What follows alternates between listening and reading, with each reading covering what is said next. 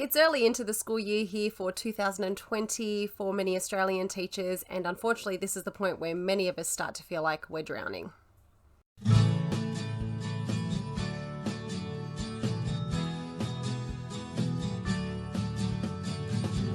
Hi everybody, welcome back to Talk and Chalk. This is my channel where I share anything education related and lots of tips, advice, resources, etc.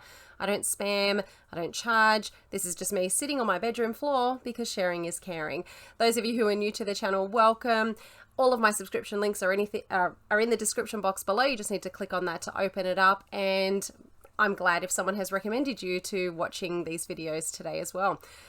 Today I'm going to be talking about the big overwhelming feeling that everyone has probably got at this point in the year, whether you're a beginning teacher, whether you're an experienced teacher, whether you're an executive, whether you're a principal, whether you're a director. All of those levels all feel some kind of pressure at some point at this point in the term because there is lots going on.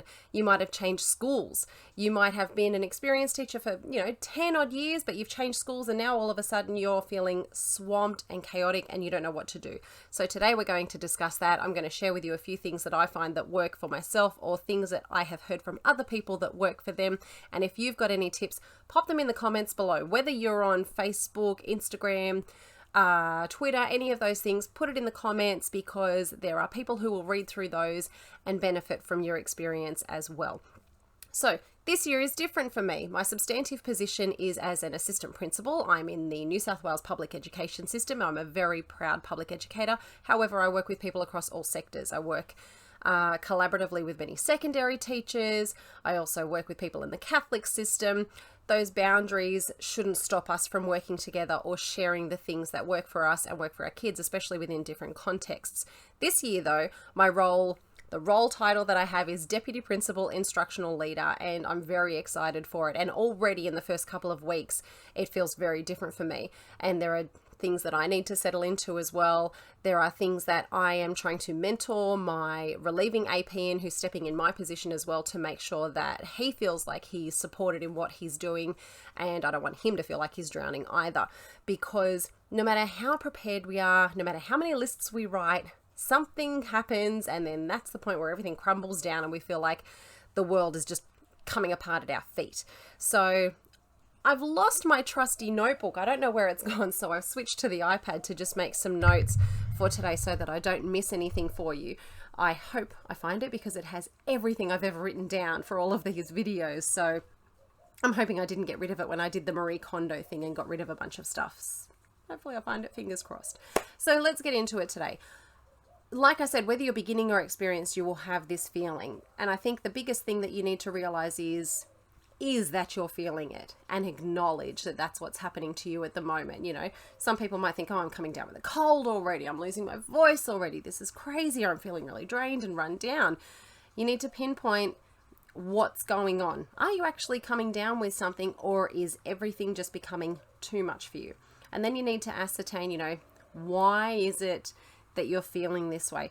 So there are so many different things that can happen to you at the beginning of the year that could cause this. For example, at the moment, principals all over Australia are in, I don't want to say chaos, but there's a lot of pressure at the moment because of the coronavirus scare that's going on. They don't know where their kids are coming back from. They don't know who's traveled. We've got a lot of families who don't speak English and could communicate to us where they have or haven't been and for how long. And there are a lot of families out there who don't have the language skills to understand the warnings that are coming out or the recommendations that are coming out. I know there are a lot of parents keeping their kids home because they're scared and they don't know. And as parents, they're well within their rights to do those things. And, I've even had my apprehensions, sending your kids out into the world when this is going on. We don't want to become slaves to fear though either. And we want to make sure that we're knowledgeable on what's going on, and principals need to have that knowledge. And trust me, they're getting emails from their superiors, they're getting emails from health departments almost multiple times a day, keeping on top of what they have to do. Like, imagine that pressure, especially if you were in a school where that scare is hitting very close to home, way too close to home, especially if your kids have been involved in that. There's lots of those things that happen over the holidays. You know, have families that you expected to come back that don't, and you're worried about them. You have families that said they wouldn't be coming back, and then they did, and then that messes with your numbers. So that's a big thing that's going on, you know, for people at principal level. If you're at executive level, you might have suddenly had staff changes over the holidays and you're scrambling to try and get someone on class.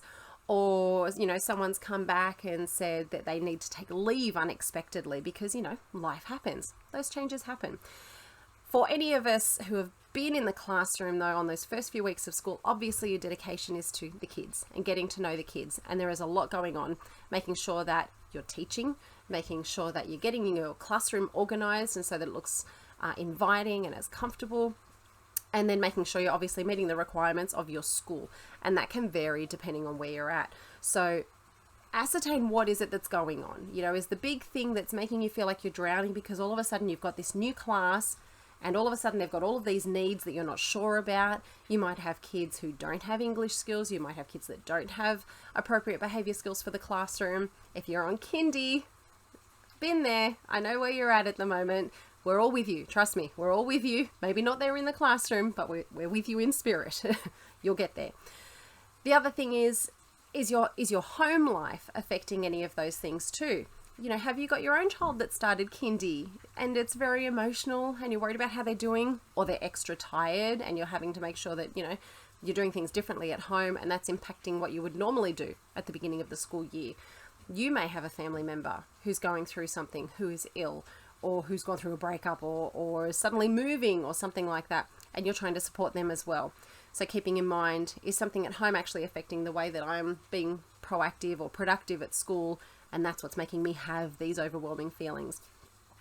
Do you feel like you have no support? Do you feel like you're in a team where people aren't getting along? Perhaps you have a supervisor who has a different train of thought to you. You know, those things can affect you too. What is it that you're prioritizing? So I know a lot of teachers at this point are prioritizing making their room look Insta-worthy, Pinterest beautiful. And if you guys have followed me for a while, you know I never say that that's a priority. You should be making sure that your classroom is very engaging and welcoming, obviously, but you don't need to have every wall covered, laminated, picture perfect rainbow or with your theme ready to go. That's not necessarily what makes great learning. And there are lots of wonderful research articles about how to visually engage your students in that classroom environment. And the biggest factor that needs to happen is including your kids in that process. So, you know, I'm working with someone at the moment who has this great idea for how the kids are actually going to help design the visual layout of the school, of the classroom, so that they can be part of that process and have some ownership over it as well, which means at the beginning of the year, his walls are empty, and that's fine because the kids are going to be part of that process, have been part of that process since day one. And I'm really looking forward to seeing how that turns out. So having your classroom ready, is that really the priority? Or if you suddenly have a child with autism or ODD or selective mutism, should you be spending that time, you know, reading research articles, looking up ways to provide strategies for that, or working with your supervisor on starting to draft out an individual education plan for that student? That should probably be the priority first. So the to-do list that's overwhelming you is something that you can map out and go, that can be done later. That can be done later. These things are more important. And it is absolutely okay to say, that one's not going to happen. That one's not going to happen unless I get someone else to help me with it. This one really should be done by someone else in the team. It's not actually my responsibility, you know. Put those things off. If you're someone who normally does, you know, public speaking or debating, and it's not your role this year, then don't worry about it. It's completely okay for you to say, this is now your job. Come and see me if you have any questions. I'm happy to help you after the kids have settled in. That's fine. On that note, have you got too many roles? I know at the beginning of the year, that's the rain bucketing down now, which is great. We need it here in Australia. I hope the farmers are getting it. If you've put your hand up for too many things, you know, you might have been the person to put your hand up for Fed Rep and choir and dance and recycling and all of those things, and you really shouldn't be doing that. I know in small schools that's much harder and you need to share things around, but for the first, you know, 5 weeks here, it is absolutely okay to say, that's not happening at the moment. My class needs to be priority, or my organization needs to be priority.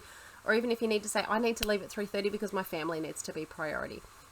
absolutely okay to say those things, and just make sure you're having those open conversations with your supervisors so they're well aware of what's going on. You know, they might be worried that you're ducking out at 3:10 every single day. They're worried about you. They don't know what's going on. Communicate that, and then we understand, and then that way we can support you if things are going on. Okay. The next thing I think is absolutely important is making sure you take that break. In those first few weeks, we start packing in so much stuff that we spend every night up till midnight doing things. We get up at 6 a.m. We get to school. We're doing things in the morning. We're doing things every lunch, every recess. And then all weekend long, we're doing those things because we want to get on top of things and make sure it's getting done.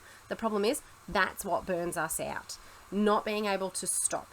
So some of you may have seen earlier in the year, on the 1st of January, I posted I was starting the 30-day yoga challenge. So I follow a YouTube channel called Yoga with Adriene, and it's kind of been something that I've just done airy-fairy. Oh, I'll do a bit of yoga today or whatever. I want to prioritize, you know, my health and my family in balance with my work this year, because I love all of them. and I don't want one to affect the other negatively. So I started doing the yoga thing, little bit for exercise and a little bit for that mental well-being. I wanted to be able to say, I can pause for 20 minutes a day and just focus on mental care. Because if I can't set aside 20 minutes a day to do that, then there's something very wrong with my priorities. I kept saying, I don't have time to do it. I just need to send this email. I just need to do this note. 20 minutes is doable, and it should be doable. If it means setting my alarm 20 minutes earlier, I'm not the best morning person though, so yoga in the morning is not great for me. What I've been doing since school has gone back is I've been waiting till the kids go to bed at night, have a cup of tea with hubby, and then I go and do yoga. And some of those lessons could be 10 minutes, or videos, I should say, 10 minutes, 20 minutes, 30 minutes. So I did it every day in January following the 30-day challenge. And now I'm just going back through all of her other playlists to do other things. And I love her videos because, especially in the one I did last night was great because it said right at the end of it, you know, you're laying there, hands flat on the ground, and you're just laying, close your eyes, breathing, focus on breathing, all that stuff. And she says, embrace this moment to just be still. Take this moment to allow yourself to just be still. And since I've been doing that, it's kind of changed my mindset about my priorities and what I can and can't do. Like, for example, at school at lunchtime, we had this wonderful professional learning where we had a psychologist came in and said, we need to be good lunch eaters. We need to allow ourselves to take 20 minutes in the day to sit, to be with other teachers, to engage in that wonderful process, which is eating, which I love food, and to break bread with someone, even if you want to share food with someone. And you don't have to talk work. If you want to, you can talk movies, talk books, what you did on the weekend, your kids, you know, those kinds of things. And just allow yourself to be human during the day. And I know it's hard. We have duties, we have other things. But, you know, the other day I did bus duty in the afternoon. It was wet weather, so I had to go to preschool and do a wet weather duty over there, which is fun. I always love going to the preschool. But that other 20 minutes that I did have free, I sat with colleagues and I ate. And just allowing your mind to stop for a minute. It prevents that snowball effect for the avalanche that builds up and up and up and up over the day. And these are practices we need to form or we will burn out. So yoga for me is that nice break. I did join Fitness Passport so I could go to the gym as well. I really can't fit the gym in as well as yoga and everything else that's going on, but I can fit in 20 minutes of yoga in front of the laptop and do my thing. The next thing you need to think about is, you know, if you're in that mindset, you don't know what to do, you're feeling overwhelmed and you don't know what to do, otherwise your head's going to explode, you need to seek out support. So whether that's your teacher neighbor next door, whether it's someone else on your team, whether it's someone else in the school that you trust, maybe they were on your team last year and you just want to go and vent or talk or get some ideas, talk to your supervisor, talk to other executive. Like at the moment, technically, I don't have a supervisory role as an instructional leader. I still love working with all of those teachers and supporting them though. So I've had some teachers come to me and ask me advice on something or feedback on something, or I'm going out to check how they're doing. It doesn't have to be your direct supervisor unless it's something obviously that requires them to have that knowledge of that. And think of your friends and your family. They might be your support network because it's your escape from work and the to-do list and everything you need to do. Or maybe you want to talk to them about what's going on and share the good things that's happening and focus on the positive and do it that way. Or maybe you need to vent at them and you need to say, I don't want advice. I don't need to hear what your thoughts are on this. Don't tell me what I need to do. Just let me get it out and then I'll be over it. The other option that you have because not everyone has family, not everyone has friends close by. You might be in a rural, remote area and you don't know anyone in the town yet. Jump online. Twitter has a wonderful support network, especially if you're a pre-service teacher. There's networks out there. We all get on and connect and talk. Jump onto Facebook, jump onto Instagram, ask the questions. I'm in the, it's called On Butterfly Wings, and the biggest group is English. So many supportive teachers in there. I think it's almost 40,000 supportive teachers that are in that group. If you want to ask something anonymously, you message the admin, Steph, and you just say, can you put this anonymous question up? And it could be something like, if you're a brand new teacher, I don't think I'm getting the amount of RFF I'm supposed to have. Can anyone give me more information about this? I guarantee you, if I'm on there, I'm the first one sending you the link to the policy about how much RFF you're entitled to. Or I'm sending you the policy about the beginning teacher support funding policy and how much money your school is allocated so that they can help provide you with additional time and support and mentoring to do that. That's what you're going to get on there. There are principals on there. There is executive on there. There are teachers there everywhere. And they will all send you in the right direction. So like I said, in that group, there'll be teachers from the Catholic system. So I might send you something from the public system. They'll send you something from the Catholic system. So you know exactly where you stand with that. And like I said, I found it extremely beneficial, even as an experienced educator. I think this is my 17th year of being in education. I still ask questions on there. I think the biggest thing that will support you, and this is my final point for this video today, is trying to acknowledge that mindset that it gets easier. And I know it's hard to trust that, especially if you're a beginning teacher at the moment. Everybody feels like this, not even always at the beginning of the year. Sometimes people feel it at the end of a term. It does get easier. And as you form practices and you prioritize what is important to you and your class, your students, or your professional learning or your family, prioritizing things makes a difference and makes it easier.